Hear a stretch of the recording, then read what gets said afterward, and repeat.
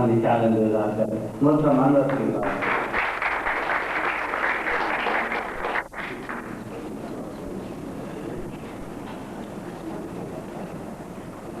हिन क़िस्म जे प्रोग्राम जो जी जी हिन क़िस्म जे अदबी प्रोग्राम जो समाजी कार्य इहो हूंदो आहे त उते अदबी डिबेट थिए, तनक़ीद थिए, ख़्याल जी रेवट थिए, डिस्कशन थिए, त जीअं असां सभु उन मां करायूं।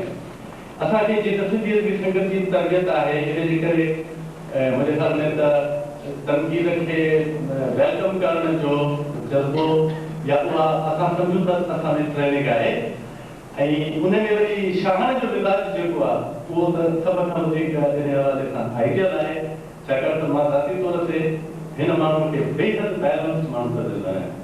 तो अली हसन चाडीअ जी इन दोस्त जी जेका तनक़ीद आहे उहा बिल्कुलु अखिल थिए। मां इन जे करे फरमाइश कई त मूंखे हीअं मौक़ो ॾिनो वञे त मां पंहिंजो मुंहिंजो पीस लिखियो आहे थो पढ़ां, उहो इन जे करे जो इन सुवाल जो जवाबु मुंहिंजे उन मज़मून में आहे जेको मां पढ़णु चाहियां थो। सुवाल कहिड़ो आहे? हिन खां अॻु में अमर पीरज़ादे जेको पढ़ियो उन में हुन इहो सुवाल उठायो त छा शाइरी रोमानवी करणु खपे या इनकलाबी करणु खपे, कहिड़ी करणु खपे? यार हिकड़ी खूबसूरत अंगल आहे जॾहिं कंहिं क्रिएटिव शाइर खां मुतालबो कयो वञे त तूं हीअं कर थी पिटी जी साई ते सूर ॿधायो सदरो ॿी हरकाई हणंदी हथ मयार जंहिंखे दर्द हूंदो उहो दर्द कहिड़नि डायमेंशन सां फाटंदो उन खां मुतालबो कयो थो वञे त तुंहिंजो दर्द जेको आहे उहो फलाणनि डायमेंशन सां फाटणु खपे। तो इहो बहरहाल पंहिंजी जाइ ते आइडियलिज़म आहे ऐं मूं ऑक्सफोर्ड डिक्शनरीअ में छाकाणि त इहो बहस पुराणो हो इन जे करे रोमांटिक लफ़्ज़ जी माना ऑक्सफोर्ड डिक्शनरीअ में जंहिं वक़्तु मां ही पीस लिखां त उहो ॾिठी त उन में हिकिड़ा टे लफ़्ज़ लिखियल आहे, विजनरी, इमेजिनेटिव, आइडियलिस्टिक। रोमांटिक जेको राइटर आहे he is imaginative, he is a visionary, he is idealistic. So जेकॾहिं हू शायर आइडियलिस्टिक आहे त तनक़ीद निगार आइडियलिस्टिक आहे। बाक़ी रोमानवी शाइरी छो न लिखणु खपे ऐं थी सघे थो त शाइरीअ जो रूबी रोमान आहे उहो उनखे जस्टिफाई करण जी कोशिशि मूं हिन पीस में कई आहे जेको मां तव्हांखे पढ़ां। मज़मून जो उन्वान आहे इश्क जी अनोखी कायनात। हुस्न इश्क जे कायनात जो ॼण सिज आहे ऐं उन सिज जे शुआव जा तिरबरा महबूब जा माणा आहिनि। मां हिकिड़ो अर्ज़ु कयां त अली हसन चाडी साहब जी तनक़ीद तमामु ख़ूबसूरत हुई पर उन में गोश्तखोरी लफ़्ज़ जेको उहो न पोएटिक हो न अदबी हो।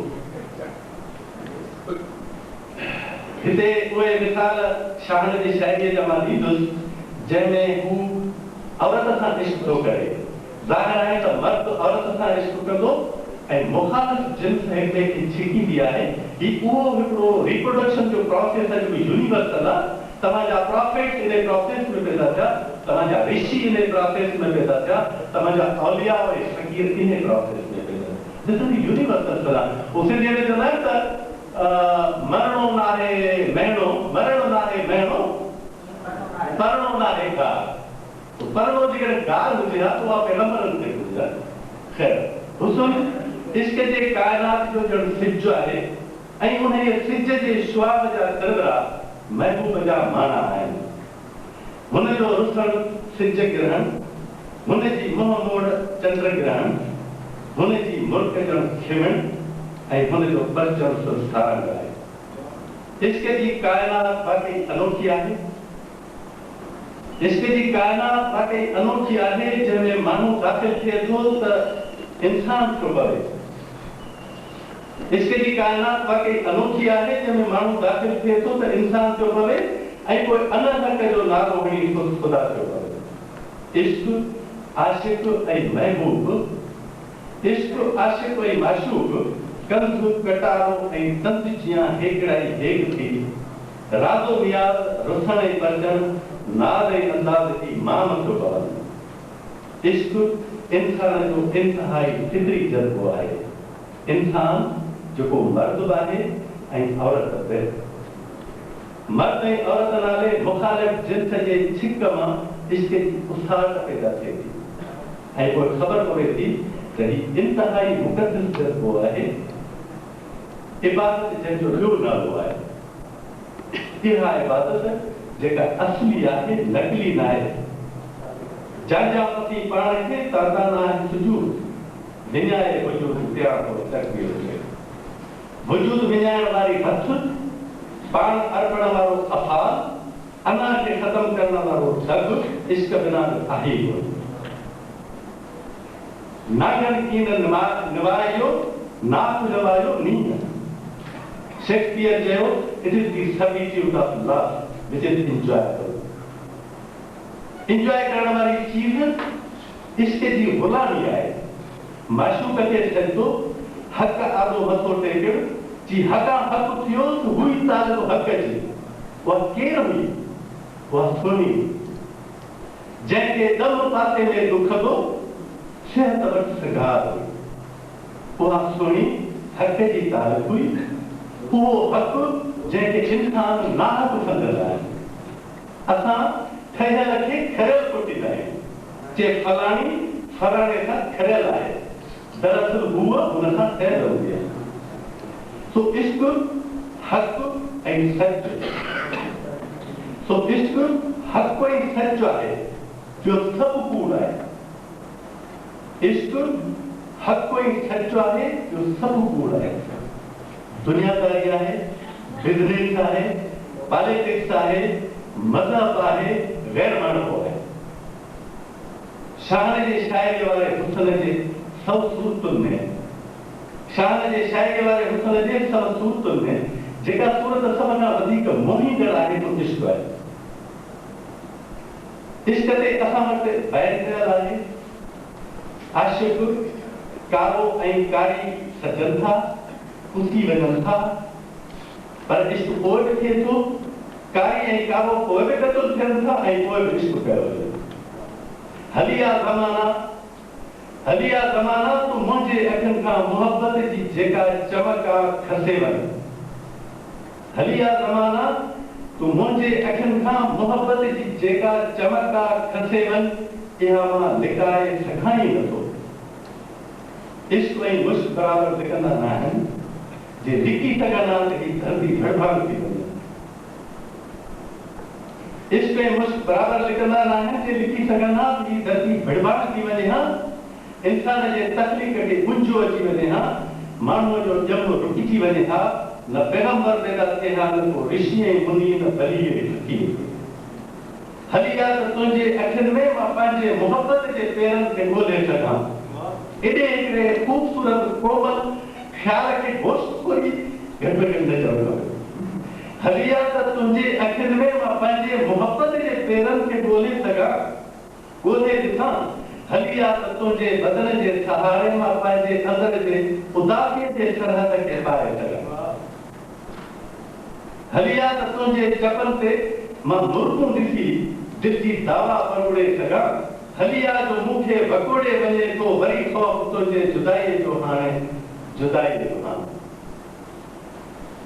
जुदाईअ जो ख़ौफ़, a prevailing sense of wonder and mystery. A prevailing sense of wonder and mystery surrounding the mutual attraction in a love affair. A prevailing sense of wonder and mystery surrounding the mutual attraction in a love affair.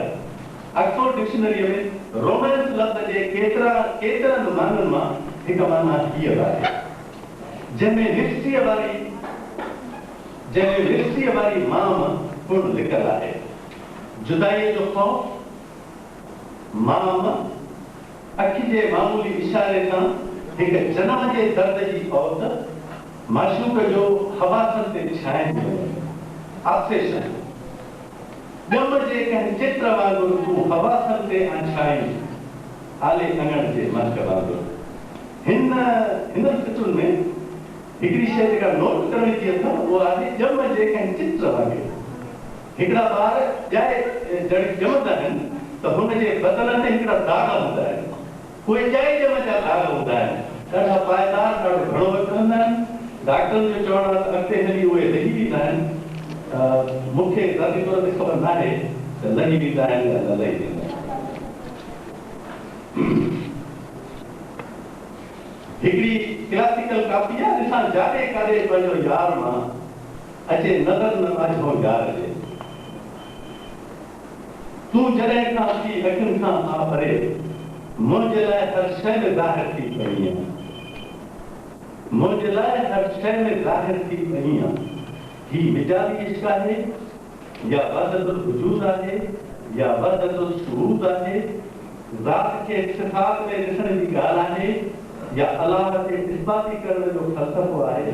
न, ही सूह जे सभ सूरतुनि मां हुस्न जी हिकिड़ी सूरत आहे। पर तसव्वुर में अञा ताईं अची थी रोड़ पाए कंहिं उभरे ॿार वांगुरु। सूह जे सभ सूरतुनि मां हिकिड़ी सूरत सुहिणी हुअण खां गॾोगॾु ॾाढी चुभंदड़ ऐं ॾाढी ईज़ापतींदड़ आहे। तूं मुंहिंजे जीअण जो रुॻो ॾढो आहीं, तूं मुंहिंजे जीअण जो रुॻो ॾढो आहीं, तूं मूं लाइ न आहीं, तूं मूं लाइ न आहीं। लफ़्ज़ हिन दर्द खे दर्जे बयान करण जी सघ रखनि था। हीउ मामिलो रुॻो सिंधी लफ़्ज़नि जो न आहे, पर दुनिया जे ॿोलियुनि जा लफ़्ज़ कंहिं कंहिं सूर खे सम्झाए न सघंदा आहिनि। छाकाणि त लफ़्ज़ रुॻो गीत आहिनि ऐं इंसान जी दर्दमंद ज़िंदगी जी अलामत आहे। वक़्त जे पेरनि में पहिड़ा पेकड़ा ऐं वरी जज़्बत में ॼण माठार आहे। इश्क जूं रीतूं उहे साॻियूं पुराणियूं, तूं सिर ते खणी थो जीजे। हुस्न जी आदत उहा ई आहे हिजाबी, पाण पुण छोरीअ उन्हीअ में थो जुड़े। हुस्न जे सभ सूरतुनि मां तुहमतुनि वारी पुण हिकु सूरत आहे। ॾह भेरा ॾींहं में जे दुरापा दम, ॾह भेरा ॾींहं में जे दुरापा दम, अकुल मत शर्म टई मींहं निभोरिया। तुंहिंजे सूह जूं सभु सूरतूं मुंहिंजे तसव्वुर में सिजी वयूं आहिनि। कॾहिं हाणे हवा जो रुख़ बदिलंदो, कॾहिं तुंहिंजे मिलण जी ऐं खिलण जी मुंतज़र लॻे थो त तो बिन बहारनि बि मोटण छॾे आयो। कुझु सूरतूं अव्हांखे ॾेखारण जो मक़सदु आहे। लॻे थो त तो बिन बहारनि बि मोटण छॾे आयो। वरी तूं वञी थी छॾे मुंहिंजी अखियुनि जूं बाहूं खुलियल। चवां थो त लिखजे उनजे मुल्क ते जा चीरे छॾे। तूं त दिलि में आन खुदल कंहिं खंभ वांगुरु, तूं त दिलि में आन खुदल कंहिं खंभ वांगुरु, बख जंहिंखे मां विझी हुनजे सहारे पहुची आहियां। सूह जो कुझु वधीक सूरतूं शान जे शाइरीअ वारे कैनवास में कुझु हीप आहिनि। अॼुकल्ह हर हिकु ॾींहुं बाग़काई ऐं अकेलाईअ में थो गुज़रे, इन करे जो मुंहिंजे कमनि वारी लिस्ट में रुॻो तोसाण मिलणु ई लिखियलु आहे। कुझु ब्लैंक वर्स आहिनि शान जा, नज़री नज़्म आहिनि। हिन दफ़े साल जो सभिनी खां नंढड़ो महीनो इंटू ब्रैकेट फेब्रुअरी केॾो वॾो थी वियो आहे, तोसां मिलण ई न थियो आहे। मां जेकर तोखे ई न ॿुधायां हा त मां तोसां प्यार कयां थो। हाणे अचो त शान जे शाइरीअ जी परख करियूं। हाणे अचो त शान जे शाइरीअ जी परख करियूं। मथे ॾिनल शाइरीअ में त हिन रुॻो पंहिंजो इश्क ई रचायो आहे। शाइर उहो नाहे जेको शहर लिखी सघे, शाइर उहो आहे जेकी शाइरी पाण सां गॾु वठी हले। शाइर उहो नाहे जेको शहर लिखी सघे, शाइर उहो आहे जेकी शाइरी पाण सां गॾु वठी हले। मुंहिंजे ख़्याल में ही शान जे शाइरीअ जे नज़रिए खां वधीक सूह जे सभु सूरतुनि मां वरी बि हिकु ख़ूब सूरत आहे। हक़ीक़त इहा आहे त शान घणनि पासां शाइर आहे। हुन एटमी धमाके जे जशन ते लिखियो आहे, बिजलीअ जे लोड शेडिंग ते संदर्भित नज़्म आहे, दाख़िलियत ते बि ख़ूबसूरत नज़्म लिखियो अथसि। हू तरक़्क़ी पसंद तहरीक जे इंसानी ज़ंजीर जी हिकु आम कईब आहे ऐं नज़रियाती सियासी अॻुवान आहे। पर शाहन जी हिकु ख़ासियत कॉमरेड हैदर बख्श जतोईअ सां बि मिले थी, जंहिंखां हिकु दफ़े इंटरव्यू में पुछियो मां त कॉमरेड मां ज़िंदगीअ में कॾहिं इश्क बि कयो? त हुन बराणियो हो त हा, मां पंहिंजे ज़ाल सां इश्क कयो ऐं हुन जे इश्क में शेर चवंदो आहियां। तो शाहन पंहिंजो पहिरियों शेरी मजमूओ पंहिंजे घरवारीअ इरशाद खे मंसूब कयो आहे, जेका महफ़िल में वेठी आहे।